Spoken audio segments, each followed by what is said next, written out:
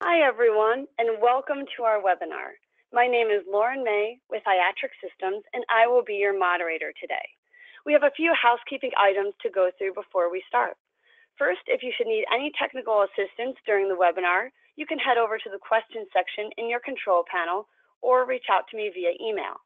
If you have any questions about the content of the webinar, feel free to ask them at any time by again submitting your questions in the questions section of your control panel. Just so you know, we are recording for quality purposes. And at the end of the webinar, there's a survey you can take. By taking the survey, you will be entered into a drawing for a chance to win a $100 Amazon gift card. The drawing is held at the end of each month. Next slide, please. And now I'd like to officially welcome you to our webinar, Do You Know Who is Accessing Your Organization's Medical Records? Thank you all for attending. Next slide. Today, we have two guest speakers from CynergisTek. Marti Arvin is the VP of Compliance Strategy. She brings extensive experience in operational and executive leadership in the fields of compliance, research, and regulatory oversight in academic, medical, and traditional hospital care settings. Michele has served in healthcare as the privacy officer of a large physician-owned practice, a medical technician within the United States Air Force Medical Corps, and a Medicaid Managed Care Provider Relations Account Manager. She currently resides in Austin, Texas, as CynergisTek's Manager for Managed Services. We also have Tim Burris presenting from Iatric Systems. He is the Product Manager for our Patient Privacy Solutions. He gained much of his background in privacy and information security from the United States Air Force and while working for Houston Healthcare in Georgia. And now I will hand it over to Marti. Good morning, everyone, if you're like me and you're on Pacific time, or good afternoon for those that are on the East Coast. We've got a pretty full agenda for the webinar, so we're going to move through this fairly quickly, but we want to touch on just some of the regulations and the guidance we've gotten from OCR, the OCR enforcement actions around this topic, how to build your program, what kind of data tools you might be looking at, how do you assess the risk, communicating the message, just a sample audit program, and then the use of technologies in this process. So what are the regulations and guidance on access monitoring and auditing? And normally I wouldn't do this, but I did put the specific regulations in here because I think it's important to really parse out the language that's in the regulations. And these are under the security rule. And it says a covered entity or business associate must implement policies and procedures to prevent and detect, contain, and correct security violations. So it's really that detect piece that we're looking at in talking about access monitoring and auditing, and thinking through how are you going to try to detect those security violations. And then another provision of the regulation says that the organization has to implement procedures to regularly review records. So one of the things that Michelle's going to talk a little bit more about is regularly review. But as you can see here in the regulations, we don't have a specific time frame or definition around that. But the expectation is that you would be looking at your information systems activities, such as audit logs, access reports, and security incident tracking reports, to try to identify and detect where those security violations might be occurring. Another provision of the security rule says that there's an expectation that the organization will implement hardware, software, and/or procedural mechanisms that record and examine activity in the information system that contains or uses electronic protected health information. And again, you notice I highlighted record and examine. There's an expectation that not only do you have the logs being created, but that those logs are actually being evaluated in that regular review process I talked about in the prior slide. And another important factor, and again, Michelle's going to get into this in a little more detail, but it says the information systems that contain or use electronic protected health information, or EPHI. So it's also going to be important that you are doing this for all your systems. Most commonly, what I see is that organizations are doing it for their electronic health record, but there really is an expectation under the regulations that you're doing it in all of your systems that contain EPHI.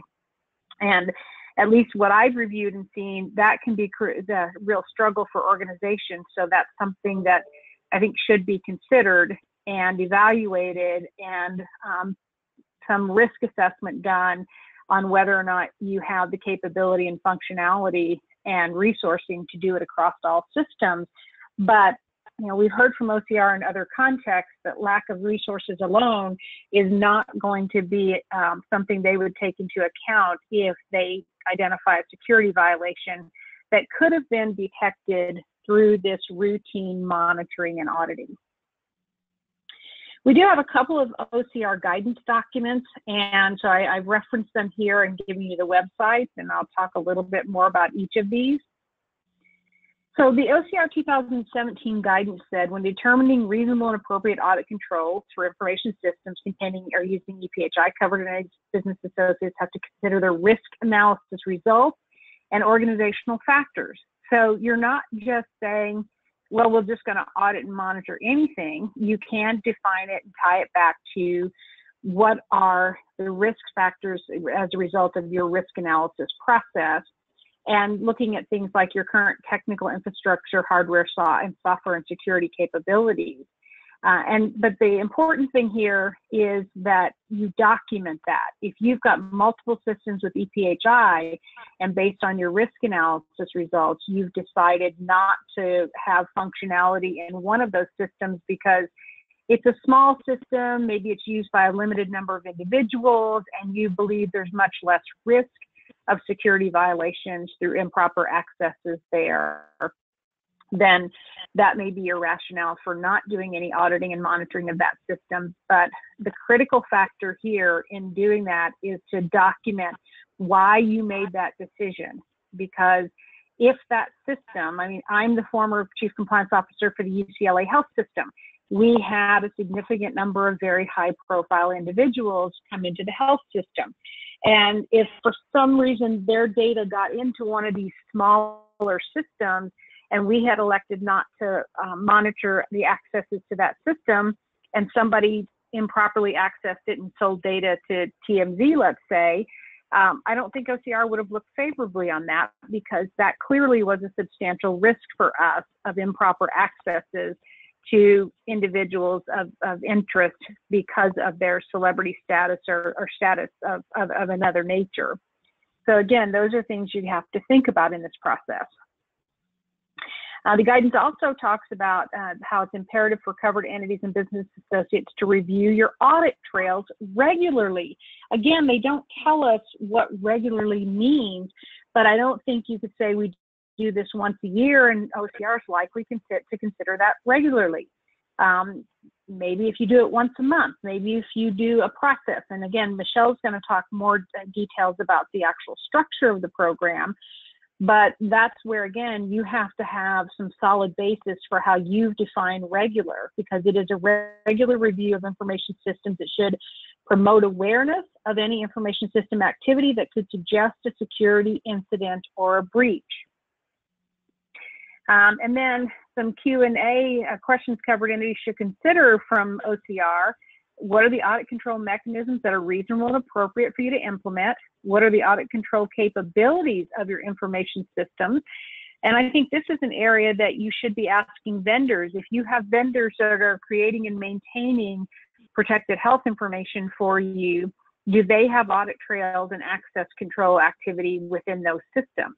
I previously encountered a vendor that we said, when we asked them in our due diligence, do you generate audit trails? They said, no, we don't have any functionality or capability to do that. And it happened to be a vendor that was going to be utilizing and creating and maintaining a fair amount of EPHI for us. And we indicated that we would not proceed with the deal until they could demonstrate that they had that capability, because we felt like it was that important. And if you have a vendor that's going to be maintaining that kind of EPHI, like maybe a third-party billing company or a transcription service or something of that nature, you may wish to assure and want to do some due diligence to make sure they actually have some functionality like that, or make a business decision that you're okay with the fact that they don't, and take that risk that there could be improper accesses and there would be no way to really monitor and audit to them or even identify them if there needed to be an investigation. Looking at, do the audit controls implemented allow the organization to adhere to their audit control policies and procedures? What changes or upgrades of any information system audit capabilities may be necessary? And again, that goes back to my example a moment ago. What if that business associate wouldn't have been willing to commit to that update to the system, we were not going to go with that vendor because we felt it was that significant. And again, if we had elected to go ahead and go with that vendor, we would have made sure we well documented why we thought it was okay to do that, or at least assure that the senior leadership understood the risk of continuing to use that vendor, given that they didn't have those types of controls in place. The HIPAA Security Rule Education Series also talks about this a bit, and these are the papers that OCR published back in 2003 and then updated again in 2007.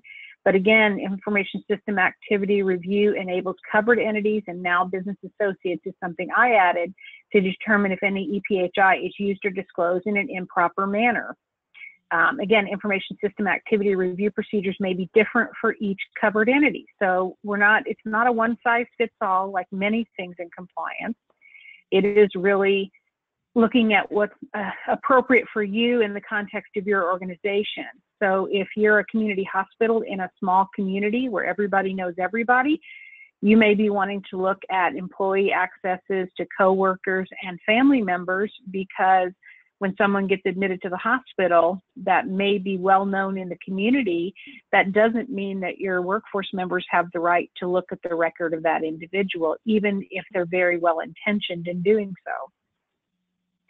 Sample questions again: what are the audit and activity review functions of the current systems? Or are the information systems functions adequately used and monitored to promote continual awareness of that activity? What logs or reports are generated by the information systems? If you're implementing new technology today, that I think is something you definitely should be asking. What can the system do?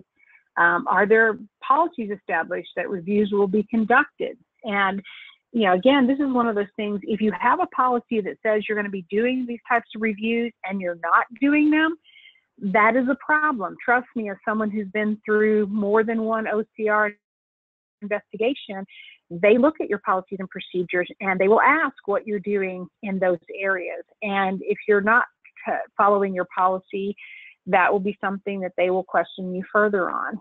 And again, are there procedures that describe the specifics of how you're doing this process? And it doesn't have to be down to the nitty-gritty detail, but there should be some context around what it is you're going to look at and look for. But again, as you look at your policies and procedures, you want them to be flexible enough that you can adjust your activities through the years as your risk profile might change based on your ongoing risk analysis. I just want to touch on the one instance of OCR enforcement that has occurred that we're aware of. Remember, there are many resolutions that OCR has that are more informal and don't get to the settlement phase to result in a resolution agreement and corrective action plan. But in this case, the allegation by OCR in the settlement was that the organization failed to implement procedures to regularly review records of information system activities such as audit logs, access reports, and security incident tracking reports for approximately a year and a half. It affected at least the records of 80,000 patients. The resolution agreement and cap settlement was for $5.5 million, and it resulted in a 3-year corrective action plan. And as I understand it, based on what's publicly reported, this was an instance where the organization wasn't appropriately monitoring their own employees, but they also weren't appropriately monitoring the employees that they had allowed access to the system for some of their affiliated physician groups. So it's not only looking at your own employees, but who are the third parties that you have allowed to access your system. So that is definitely something that you need to think about as well. So I'm going to add one more thing before I turn this over to Michele, and this relates to a presentation that Ileana Peters, who oversees enforcement for OCR, gave earlier this year. And one of the things she talked about around this topic, these are some of the enforcement activities that OCR she identified that they're pursuing, and one of those was lack of appropriate auditing. And she suggested that organizations might consider looking for things like access to PHI during non-business hours or during off time. So if I normally work 8 to 5, am I accessing information at 10 p.m. in the evening? Access to an abnormally high number of records for ePHI. So if I normally access 50 records a day, am I now suddenly accessing 200 records a day? PHI of persons for which there's a significant media interest. It may be celebrities, it may be sports figures, but it could also be someone who's maybe involved in a significant accident in your community that happens to come to your facility. It may be, for example, we consider gang members as persons of interest at UCLA because we recognize that there could be, retribution and people wanting to know how the person's doing, where they are in the system to perhaps pursue retaliation or other types of things. And then, of course, access to the PHI of your employees, accessing coworker information, either for good intentions or for malicious intentions. So, again, that's the kind of thing that OCR is expecting you're evaluating and looking for and determining whether or not you need to do this type of access monitoring. So with that, I'm going to turn it over to my esteemed colleague, Michele Drake, for her to talk to you about building your program. Michele? Thank you so much, Marty, and hello to everyone on the call today. Some key things to think about as we bear in mind all of the regulatory insight that Marty has shared with us is the importance of a plan. Why is it that we should plan? Well, the simple piece is once you have a plan, you can then map out the framework for next steps, really have your call to action, and take the time to really bear down on the strategic elements of your program, the framework of your organization, and commit some time to that strategic planning. And with that plan in mind, you'll have your call to action essentially. You'll have those results of what are the priorities for the organization and what are those key elements and priorities in terms of 1, 2, 3, for example. Let's get the team all going down the same path at the same time. As decisions come up, as decision points always do, you'll have that reference tool to fall back on in terms of, well, per our plan, these are the following key elements. So that should help all the necessary folks involved in decision making with the bringing it back again to what was our plan as of this date and time. Thinking about aligning strategic resources, effective communication. And as we think about that plan and what's the end note of where we're going with such a plan, let's think about what we do from a standpoint of programmatic reporting. So if our plan is that we want to go ahead and frame up an audit program in response to various said security rules so that our organization can demonstrate compliance and adherence to, then we want to be able to say in November of 2017 to our leadership, CEOs, C-suite, the board, in October of 2017, for example, we conducted 2 proactive audits that resulted in, following our analysis, we had approximately 10 findings that necessitated the incident handling program being followed. From those 10 findings, 8 resulted in a breach. Of those breaches, the sanctions ranged from employee education through termination of that employee from the workforce. So some type of statement is what you're looking for from a programmatic standpoint. So to think about beginning with the end in mind, that's what you're striving for. What's the plan to get to the ability to be able to make those programmatic statements? If you already have that in place, fabulous. For those of you that are working to mature your audit program, we have some key elements to think about. For others that are thinking about setting up your plan, think about your starting point. Where is it that you are and where is it that you're going? What's your current state versus your future state? So you want to kick off your audit program perhaps to take it from a predominant reactive or responding to complaints to more getting in front of things with proactive and planned and scheduled audits. Think about your timelines and your future phases so you can map out your plan and think about it in terms of first quarter of 2018, second quarter of 2018. Here's our intended outcome by the first quarter of 2019. Make it monthly, make it weekly. Of course, you know your organization best, so know what timelines would fit best with those. With the plan comes framework. So all of us, well, I shouldn't say all of us, I'm an HGTV nut. I love home and garden television. And as you think about framing up a house, let's say, you have to have those strong supports. You have to know where those load-bearing walls. Chip and Joanna Gaines are always wanting to knock down walls. Well, you have to know what are those key critical pillars within your program that you can't knock down and or you need to be able to speak to. So we're going to touch on tools, resources, and processes. And with that strong framework, know that we're focusing on not just today, but tomorrow and years to come, building that strong program. So thinking about the tools, let's think about what's in your toolbox. So this is talking about tools from the perspective of what types of tools do you have to implement and or run your audit program. Things like software. It could be as simple as an Excel spreadsheet as you manage your incident handling program. Perhaps you have an organization with a more robust tool, such as a governance, risk, and compliance tool, where you document all of your program elements from policies, procedures, incident handling, trends and analysis, things of the like. Others don't have such a robust program, so that Excel spreadsheet can be your absolute best friend. Thinking about your audit tool, are you looking at an audit tool and utilizing your internal resources, such as we run all of our audits out of our native EHRs, or are you looking for an external audit tool where you would be consulting with a vendor and looking to see what is the functionality, as Marty was speaking to, with the vendors that offer those audit tools? Some organizations have disparate EHR systems, and they need to think about an audit tool that can pull them all into one, so that throughout the last 3 years with our mergers and acquisitions and our 10 hospital systems, our last 2 acquisitions had Epic, everyone else is on Cerner. We're putting them all in together in a future implementation, but for today's purposes, how do we run those audits? Do we need to think about an audit tool that can meet those needs for the organization? So with the next piece, what about resources for your program? Do you have an initial ambassador that's been your program champion, or do you need to go find one and help kind of champion your ambassador and give them those talking points?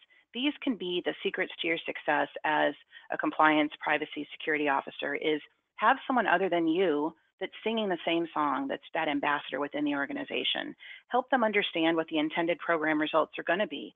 What are those programmatic metric reports going to result in, going to show and or currently illustrate, and have them help you share that message up to the board and trustees of the organization. Let's think about establishing who is the program oversight. Oops, sorry, another couple components on that. Thanks, Marty. So with regard to who has oversight for the program, who is it? Is it the chief privacy officer that owns the auditing and monitoring program for the organization?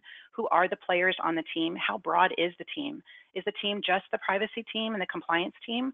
Or have we also thought about our other team members within the organization, such as department heads? Perhaps you have multiple hospitals and you want to, or you currently have privacy representatives at each of your hospitals. Your HR liaison from an enterprise-wide to also HR liaisons at each hospital or clinic, for example. You also want to define the roles for the team. Does everyone know where the handoff points are? Do they know who all the dedicated resources are? Have you thought about desktop exercises if you're stepping up your new program? Think about a couple of sample findings from a recent audit report and do a couple of hypotheticals. Run those through a desktop scenario so everybody understands their roles on the team, how they have to hand it off, and what the next person would need, so that we're not doing duplicate efforts and working smarter, not harder, for example. We want to think about internal, external resources, or maybe both. Maybe you have plenty of resources in-house to manage this program on your own. Fabulous, rock on. If you need resources, if you need to add in more, as you're framing out your plan, you're going to have that framework to know where the gaps exist, where you might need those external resources, and or if you're going to be hiring from within. It goes back to that framework, knowing the pillars, knowing the resources, so you can map out your case points for what you need to enact an effective program. So moving on to the pillar of processes. This is something that I would say could be enhanced for most organizations, which is you have your tools, you have your resources, you've mapped out your steps, for example, and do you have your processes written down? Does everybody know it? Could you, if OCR were to walk in the door and you wanted to speak to your program, could you show them your workflows and your processes as it relates to how we escalate findings, how we provide notification, how we document all of our processes? Do you have those processes written down? Could you do something as simple as some of those beautiful bubbles and flowcharts and have those workflows written down? Create some swim lanes so that you have handoff points on, here's everything that one person does, they hand it off to the next team. You think about a soccer game, how do we get the ball from, scooting across the field? How many players need to touch that ball to get it into that goal and get it to the finish line? So think about your processes in terms of who needs to touch that document, that patient, that record, that handling of incidents, so that we can get it across the line to the goal line. With regard to scope, as you're mapping out a program, you always want to ensure you know where are we in terms of our purpose. What's the purpose for this program? What are we intending to achieve?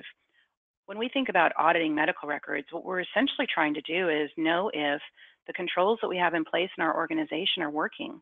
And how can we demonstrate if they're working? Well, we need to audit around and find out what maybe isn't working. So let's say that we had a policy in place to say that if you're going to look at your own medical record, the way in which you do so is to go in through the organization's portal. Well, a way we can demonstrate that that control is working is we run an audit to see who's looking at their own medical records directly in the EHR versus going through the portal. So again, you can map out your audit program around the scope of what are the current controls in place, or what are we intending to do as we have it mapped out within perhaps our code of conduct for how folks are supposed to abide by the rules when they're in that medical record that they've been provisioned access to. How are we analyzing the data? We're going to go into that further as we think about processes for analyzing that data.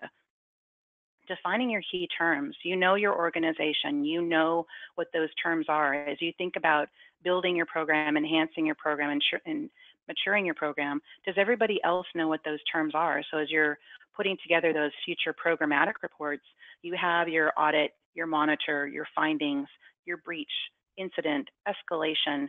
All those metrics and terms are things in which you're going to help educate the members of your team, leadership, and the board on, so that they can speak to it as well when asked, and it becomes part of everyone's vocabulary.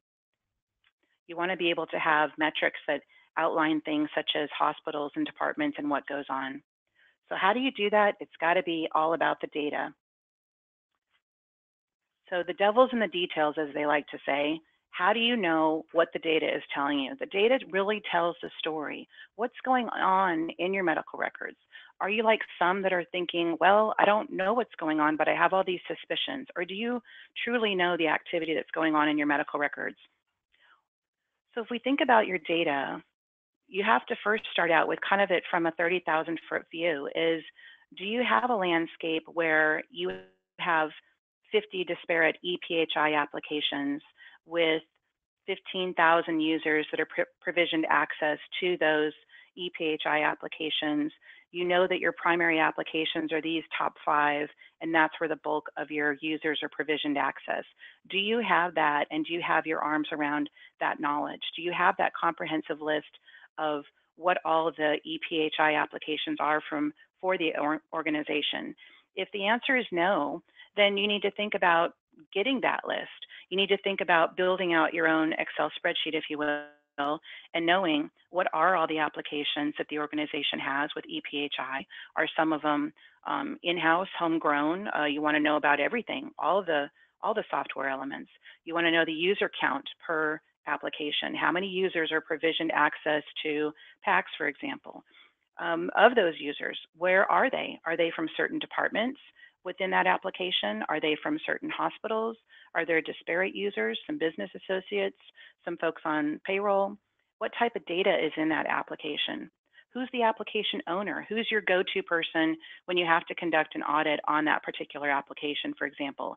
Have your go-to guide already assembled so it's there for you, because this is your future roadmap as you think about really expanding on your audit program.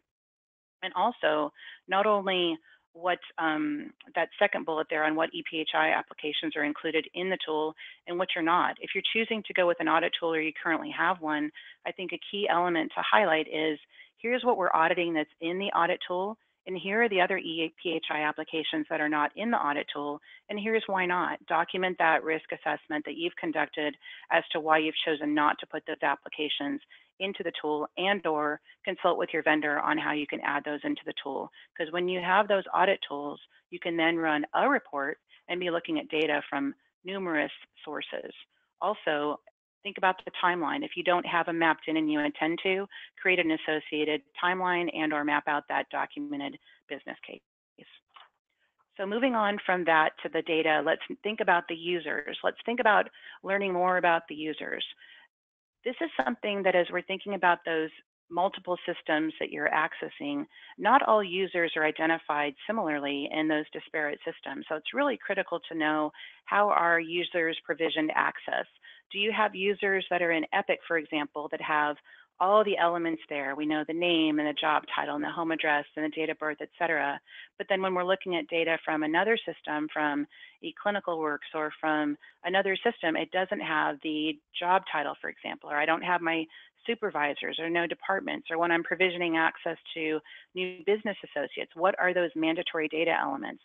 As your audit team is looking to run these audits out of your audit tool or your native systems, you need to be able to identify and map out those elements. As Marty was speaking to with OCR saying, what are those high volume access points? How are you going to be able to make the statement to say, I know that the typical average volume for all folks that's job title is a nurse is we typically have a typical job, or excuse me, a typical number of patient records that a nurse looks at is approximately 150 a week. And that way I can set it so that those that are outside that and look to filter out which are greater than 150 or lower than 150. So I can see my normals and abnormal activity. Well, if you don't have all of your users provisioned with mandatory fields, you won't know all of your nurses, for example, because not all job titles are in there. If you have nurses that are hired on as business associates, perhaps that's a bad example, but trying to drive home the point, you want to make sure as your provisioned users are in your various systems, your elements for all your users are also similarly mapped so you can speak to all of your data and not have those data gaps that you're going to have to look to fill later. But know where that is, know what it looks like, find out, ask those questions. And similarly with the user data, almost apply the same standards to the patient data. How are patients set up in the various systems? Know what all of those patient identifiers mean so that as you're analyzing the data, you can make correlations between user activity and patient activity. Are the locations of the patient and the locations of the user, are they set up and are they mapped well so that you can run those reports and look to see who might be accessing medical records of their coworkers, because everything tracks very well within your system. So let's move on a bit and talk more about risk in general and getting your arms around everything. Some organizations have an excellent set of documents and they have it all together and everything's there. However, other organizations might find that there's certain documents that are on their to-do list. It's on my work plan for 2017, didn't quite get to it yet. Think about your team. Do you have an org chart that outlines your audit team? Does the organization have a policy or procedure that maps out what the audit program should look like? Do we have policy that speaks to how employees are supposed to look at their medical records so that as you think about setting up that audit, is it already outlined in policy what you're going to be speaking to? As we think about industry best practices, having that written framework for your program is obviously going to put you in a really good position if you're asked to speak to your program and provide any documentation on or around your program to an outside source and or internal. Maybe you need to speak to that as well. Also knowing how to lean on those internal resources as you think about that accessing that patient's medical record, that last bullet there. So we want to think about how to look into to, has someone looked at their own medical records? This is a really great starting point for an organization, and we'll touch on this in just a little bit. We have a sample audit plan to show you. But if you think about running an audit on or around, did users look at their own medical record? The highlight of that particular one as a starting point is that looking at your own medical record isn't a breach. Rather, it's a policy violation for most organizations. So to start with that might be a really great kicking off point for your program if you're looking to kind of get it started. You can lean on a bunch of different folks within this process. So as we think about kicking off that program, you could maybe create a form letter for those that were found to look at their own medical records. Lean on your friends over at HR that you've already decided on the applied sanction. Have them send out the form letter on your behalf, on the organization's behalf, and then you can really kind of integrate all of your resources within your organization, create those internal resources. This could be your first desktop / real-time exercise as you're taking your organization to more of a proactive approach to auditing and monitoring the information within the medical record. So additionally, with regard to risk, let's think about when was the last annual assessment and what were the findings from that assessment? Because this is excellent to bring into what is your audit program. Did we have risks that were identified on or related to what happened at one of our hospitals or a specific job title that we want to ensure is incorporated within our future audit plan, so that you can use this as framework when you're mapping out next year's audit plan, for example, which reports to run when, which audits to run when, based on known risks to the organization. If it's not known yet, perhaps all the findings from your first year's activity when you're mapping out next year's audit program are going to help frame up 2019, for example. You want to think about how different user groups are provisioned and or those risks that the compliance, privacy, and security professionals want to incorporate within the audit program. So now let's change it over to communicating that message. Taking all those ambassadors, everyone that you've brought into your program, and really getting the messaging out in multiple ways. This is all going to be embedded within your program, thinking about timelines, when you're going to be doing all these activities. How can you educate the workforce? Perhaps you just started a new tool. You're going to kick off your program and take it up to that next level. Sending out a message to the workforce, letting them know that we've enhanced our audit program. You'd never want to speak to, we just got a new tool, we weren't doing this before, now we're doing this going forward. Use a term such as enhanced to speak to how you're maturing your audit program. Maybe you want to remind them of a particular policy when you're sending out that communication to your workforce. Maybe you in turn want to send a similar message to your business partners, that is they have the provisioning of access to certain EHR applications at your organization. Maybe you need to send a similar message to them about the enhancing of the audit program. Create those business partner relationships as they need to escalate those findings. It can be an excellent kind of win-win getting that program framework started and enhanced. Additionally, think about your department meetings, your leadership meetings. Is everybody aware of where we're going, what the program metrics are speaking to? What are some key metrics that we need to include in dashboard reports? Do we know what those are today?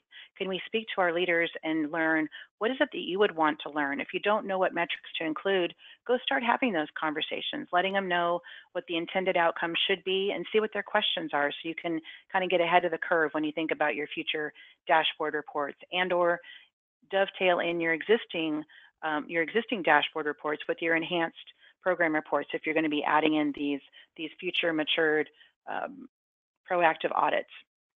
Also documenting and establishing the frequency of when you're reporting to the board. You may not be reporting to the board yourself, perhaps your reports go to the board, but having that documented so your program has that defined on a quarterly basis, the board is made aware of the findings from the preceding quarter, for example. Also, to think about what we're doing with all the program findings. As we have those breaches that are discovered proactively through combing through the data before we get the complaints in the privacy team, for example, how can you take those findings, use some of that great scenario-based training that works so well with new hire training or annual education to the workforce, and really kind of make sure that you have always current information on how you're sending out your messaging to the workforce. The Chief Privacy and Security Officer may want to meet to assess, once we looked at last quarter's findings, for example, Are our current controls meeting the needs of the organization? Do we need to reassess? Do we need to create a mitigation plan based on those findings?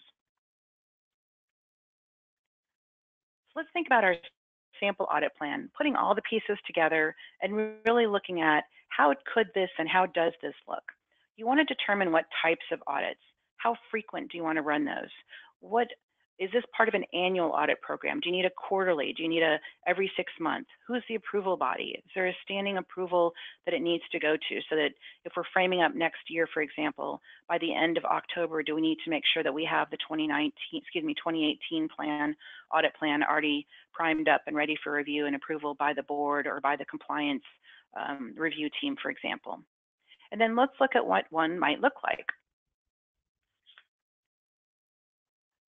We've got 4 months here. We have our audit period. When are we going to conduct that audit? Well, in January of 2018, let's run an audit to assess for the employees looking at their own medical records. Let's look at December 2017 data, and let's look at the entire month. You want to think about, as you're setting up your audit plan, what resources do you have in place to manage the results of each audit? Do you need to look at an entire month's worth of data?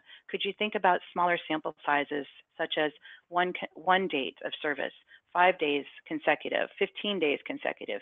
Do you want to increase the sample sizes as you go through the course of the year? So you have so many variables that you can build in here with your audit program, being cognizant of the known risks that you found through your risk assessment, pulling in all the key elements from your program, getting that feedback from leadership, feedback from your organization so that you can, as your organization's chief privacy, compliance, security team, really be the framework for and the voice of where you're going to go forward, what we know about before the complaint hits the hotline. We're going to get in front of it. We're going to take our program from reactive to proactive and shed some light on things.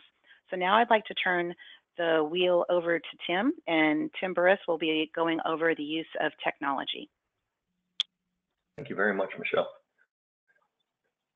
So when it comes to building an auditing program, and when it comes to getting the wheels underneath you in regards to establishing your policies and procedures, looking at how many members of a team that you have to conduct your auditing, looking at what type of audit program that you want to run, there ultimately becomes a balancing act of scope versus outcome, or versus resources. So we have the scope and the outcome of what we want to do, and we have to weigh that with the resources that we have available in our organization. So Michelle, of course, spoke to building your auditing team, and she spoke to a number of fantastic best practices in regards to privacy and security auditing.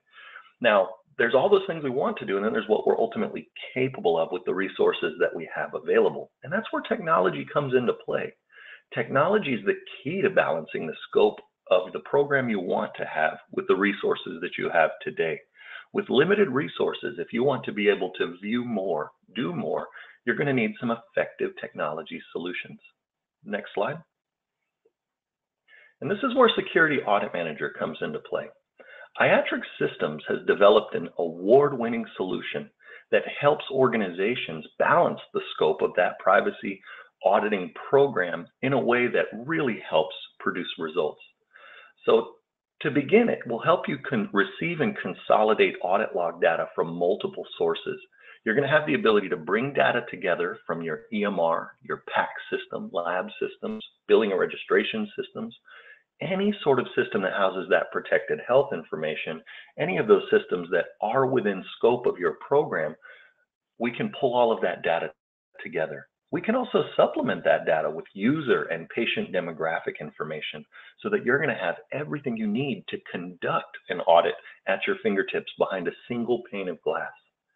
Of course, not only will that give you the ability to conduct quick, thorough privacy investigations. If there was ever a reported concern, if there was ever something you needed to investigate or follow up on, you're going to have everything you need to conduct that follow-up in a timely fashion. But it also gives you the ability to proactively monitor for privacy violations. And what that means is that this tool is engineered to help your organization spot suspicious behaviors that are being identified in the audit log data.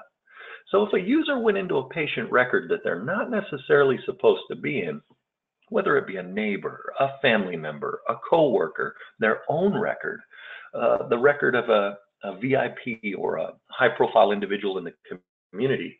The system is built to identify those accesses and make them stand out. And as it relates to that scope, balancing that scope and that resources, it's a very effective tool at finding suspicious activity, but it also helps you to prioritize those findings. Security Audit Manager leverages analytics that are going to help us rank and prioritize audit findings.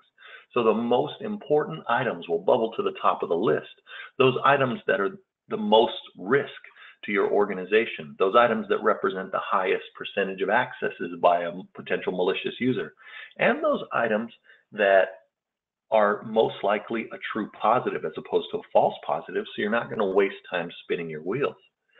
So those analytics help to prioritize your workflow and control your ability to look at the most important incidents first. And one of my favorite features is the ability to tie it all together with Security Audit Manager's integrated documentation. We have the ability to document incidents, take those incidents all the way through a thorough investigation process, and we can identify if those incidents constitute a reportable breach.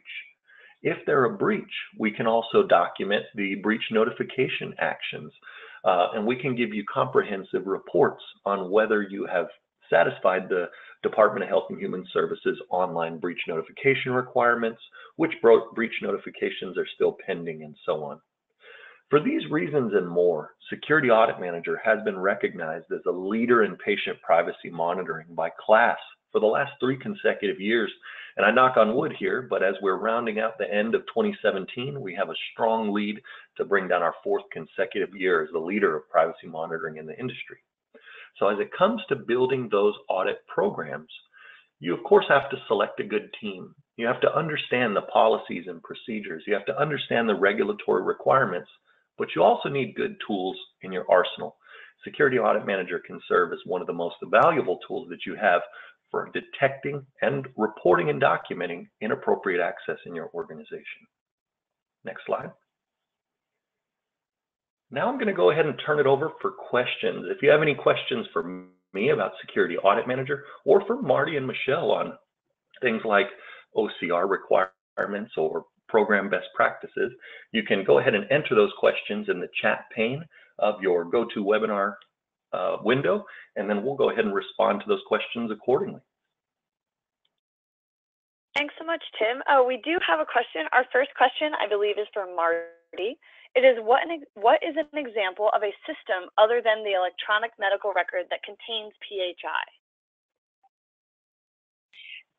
So your billing system, your patient billing system, where everybody is coding and submitting those claims, is not normally under the definition of your electronic medical record, but that system would very clearly contain ePHI. You may have a PAC system that you may not define as part of your medical system. Some organizations I've seen do, some don't, where the actual images are stored. That system is going to contain ePHI. And you may have research records that if they fall inside or part of your covered entity or part of the covered component of your hybrid entity, that would still be PHI, but those are not records that are being kept as part of the traditional electronic medical record. And those are just a few instances that I can think of where you might have individuals accessing information on a routine basis, but it wouldn't be part of what is known traditionally as the electronic health record or the electronic medical record.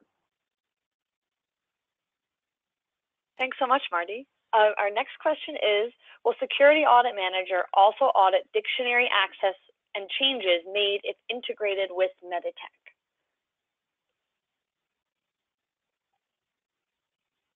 Absolutely. So as Meditec is constantly being enhanced and new releases are submitted, some of those releases do constitute changes to their audit logging. We try our hardest to stay abreast of those changes and work with organizations to make sure that all of that audit data is captured in Security Audit Manager during their transition or upgrade processes. Thanks so much, Tim. We have a few more questions. What is the typical number of proactive audits we should run per month? So I'm going to comment, and then I'm going to let Michele comment because this is part of what she does on a fairly regular basis with a number of our clients. But for me, if I look back at those regulatory provisions, it just says you have to do the reviews regularly. And of course, we don't know, obviously, what that necessarily means for OCR. They've not published any guidance that says that means once a month, once every 2 months, once a week, daily. So it's not 100% clear on that. But if you think about what regularly is, then perhaps once a month would get you a pretty good starting point on that. But again, that's tied back to your risk analysis. Where are your key risk areas? As I mentioned in my discussion, if you're a small community and you're a smaller community hospital, accesses by coworkers to each other's information might be something that you consider a high risk, or access to family members' information. If you're in a larger metropolitan area, that may still be a risk for you, but you may think that a higher risk is access to those high-profile individuals. So it really is tying it back to what you're looking for. And I think if you refer back to Michelle's slide on the audit plan, one of the things that she put in there and suggested, which I think is something that could be a good way to approach this, is you don't audit the same thing every month. You audit perhaps different things each month of the year, and that's your audit plan to do that evaluation. Because remember, an audit, if you look at the pure definition of an audit, is evaluating whether the controls are working. And that doesn't necessarily mean auditing the full month's worth of data for a particular item. You could do that, obviously, but all of this is to say, I don't know that there is a specific criteria around the question that's being posed. And Michele, I don't know if there's anything you'd like to add to that. I just wanted to chime in and speak to what we're seeing in terms of the industry best practices or the timeline associated with that question. Because when you think about bringing up your proactive audit program for your first 3, 6, 9, 12 months, you may be focusing on one proactive audit per month as you're acclimating your system and your team and your processes to what are the associated findings from looking at users looking at their own medical records, or neighbors looking at their own medical records, or paying particular attention to a specific business associate type or high volume types of users. So as you're bringing up all those different types of reports, if you will, or alerts within your particular audit tool, you want to make sure that you mature each of those types before you go on to the next. And then as you think about maybe the second half of the year and into your second year of your program, we're seeing different outcomes with different clients. So then you can be more comfortable with, you started the program, you have that rotation going in terms of everybody knows how to hand off the ball on back to the soccer field. They know what they're doing to kick the goal, so to speak, on handling of the findings, the analysis, and the incident handling program. They're more comfortable with ramping up the program to 2, 3, 4, 5 reports per month. As Marty spoke to, you don't necessarily need to audit an entire month's of data. You could pull in different types of reports to look at different facets of what's going on from the prior month to really gain that knowledge of what happened last month, for example. So I believe, to answer the question, number one, it needs to fit with your organization from a size and scope perspective and your reference or your resources, but also where are you within your program, your timeline, what can you manage in terms of findings, and as your program evolves, the knowledge of the expected user behavior within the medical record is going to be one in which you should only be in that medical record if you have a legitimate business reason for doing so, and or we know what happens based on water cooler conversation, what happens when people don't play by the rules within this organization. So things might change as a result of the maturity of your proactive audit program as well. Thanks, Michele. Our next question for Tim is, can Security Audit Manager monitor ancillary clinical systems like EEG, ultrasound, and other such equipment?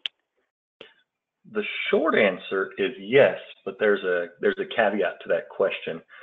Any clinical systems like an EEG or ultrasound system will typically tie back to some sort of EMR or data repository, or it could be a PACS system or something like that. It's actually not as much the clinical equipment like the EEG machine or the ultrasound machine that we would audit. It's the audit logs that are generated by the users who are taking the EEG data and putting it into the EMR or into that PACS system. The key element to remember with Security Audit Manager is that we pull audit logs. So if there is an audit log on that system, whether it be on a local machine or whether it be in an EMR system, we can bring that into Security Audit Manager for auditing. A lot of actual EEG, ultrasound, and other equipment type machines, they won't actually tie their unique audit logs to a patient or to an individual. That happens at the EMR or PACS level.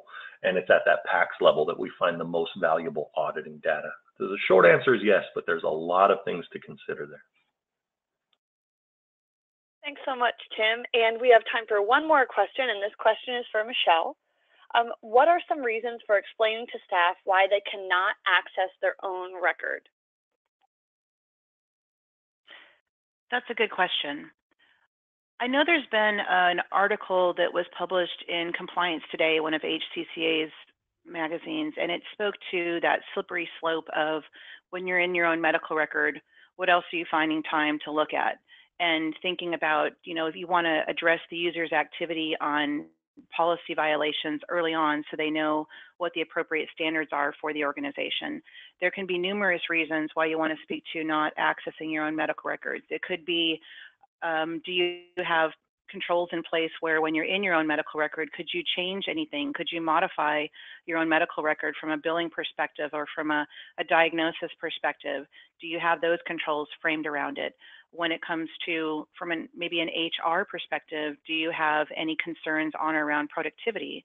Is if you have time to be reviewing your medical record, then are you doing your job on the workforce? And that's perhaps not something a privacy or compliance officer wants to touch with a 10-foot pole, but there's so many elements to should the user be in their own medical record that it's certainly a business choice, but many organizations are choosing not to, and they have policies that surround no access to your own medical records. We ask you to go in through the patient portal, and there's a reason for that because we hired you to be on the workforce as this role. I hired you to be a technician, and when it comes to looking at your own medical records, you're then in the role of patient, and as patients, you need to follow the same protocol that we have for our patients. So not an easy question to answer. There's certainly many elements to pursue, but those are some ideas that come to mind as I think about conversations that we've had with our clients. And if I could, I'd like to add a couple other pieces to that. One is if you look at the regulations under HIPAA on what the patient has the right to access, there are certain elements in there that the patient doesn't have the right to access. So one of those is if there's been the promise of confidentiality to a third person who gave information that ended up in the medical record, then you have to keep that confidential and the patient's not entitled to see that. And if I have the right, if you allow me to look at my own medical record and that kind of data was put in there, I don't actually have the right to access that, but my ability to view the record as an employee might be such that I could look at that information, and now you've potentially violated that agreement with the third party. And the example here is, if I go to an office visit with my husband and he goes out to get lab work done, and I turn to the physician and say, I think it's really important that you know this information, but I don't want him to ever know that I shared it with you. And the doctor says, certainly I'll not share it with him, but he or she records in the record that I gave this information to them. They promised me some confidentiality. My husband actually is not entitled to get access to that information in the record. And so you could potentially be creating issues around that type of thing if you allow individual access. And then in particular, I happen to be in the state of California today, and I know the state of California has a lot of represented employees, union employees. And there's been some discussion that I've been part of where if I have access to the EHR or certain portions of the EHR, which would permit me to look at my own record, but I have a colleague that doesn't have that same level of access because that's not appropriate for their role, they now have more rights, or I now have more rights possibly than they do, and that creates some disparities. And again, it goes back to Michelle's comment about that's really an HR issue. But as you think about your policy on whether or not you're going to permit employees to access their own health records, there's nothing that says you can't. And if that's your policy, then you don't need to do any auditing of whether the individuals access their own records. But there are substantial numbers of considerations in coming to the conclusion of whether you will or will not permit employees to access their own health records. Thank you so much. And with that, we'll close our webinar. Thank you all for attending today, and thank you all for our presentation. We really, really appreciate it. As a reminder, you can take our survey for a chance to win a $100 Amazon gift card. Be sure to follow us on social media and check out our blogs for healthcare IT updates and to interact with your peers. If you'd like more information, please contact your Iatric Systems account executive or email info@iatric.com. Once again, thank you everyone for attending, and thank you to all of our presenters. We hope you have a great